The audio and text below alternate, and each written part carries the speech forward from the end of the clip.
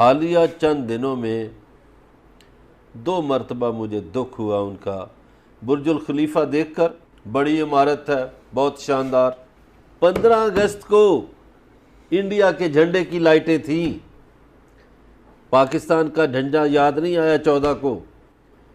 और कल क्या हुआ? कल इसराइल के झंडे की लाइटें थी। और ये शर्म का मकाम है।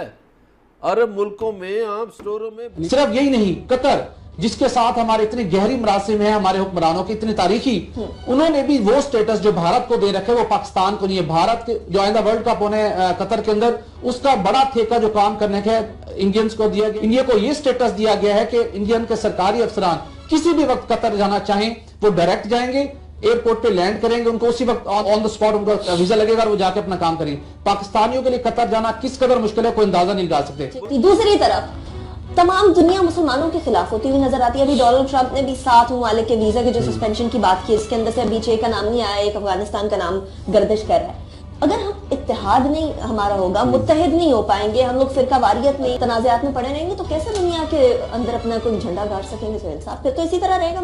मालूम है कि आज शर्म से डूब बनने का मुकाम नहीं है कि बीइंग एन इस्लामिक कंट्री कहाँ पे हमारी फॉरेन पॉलिसी स्टैंड करती है, कहाँ पे हमारा फॉरेन ऑफिस काम करता है।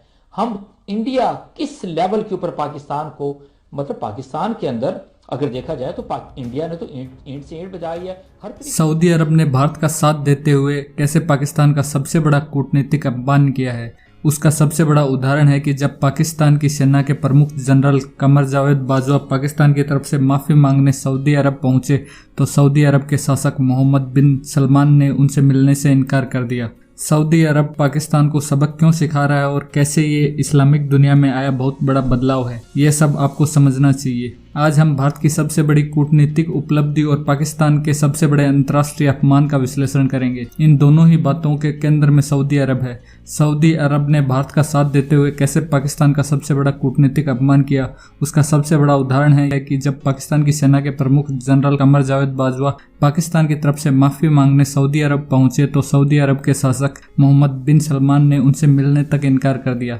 जनरल कमर जावेद बाजवा के साथ पाकिस्तान की खुफिया एजेंसी ISI के प्रमुख भी थे, लेकिन सऊदी अरब ने पाकिस्तान के 2 सबसे शक्तिशाली अधिकारियों का अपमान करने में कोई कसर नहीं छोड़ी और कई बार विनती के बावजूद क्राउन प्रिंस मोहम्मद बिन सलमान ने इन दोनों से नहीं मिले और आखिरकार 2 दिन तक सऊदी अरब की राजधानी रियाद में रहने के बाद उन्हें खाली हाथ वापस लौटना पड़ा। दुनिया भर के 20% मुसलमान अरब देश में रहते हैं। पूरी दुनिया में 53 ऐसे देश हैं जहां इस्लाम सबसे बड़ा धर्म है और इन 53 इस्लामिक देशों में सबसे शक्तिशाली सऊदी अरब को माना जाता है। इसकी 3 बड़ी वजह हैं। पहली यह है कि सऊदी अरब के पास दुनिया का 18% तेल भंडार है। दूसरी यह कि आर्थिक रूप से सऊदी अरब बहुत मजबूत है और सिर्फ अरब देशों की बात की जाए तो सऊदी अरब हर पैमाने पर दूसरे देशों से न सिर्फ बहुत आगे है बल्कि पहले नंबर पर है।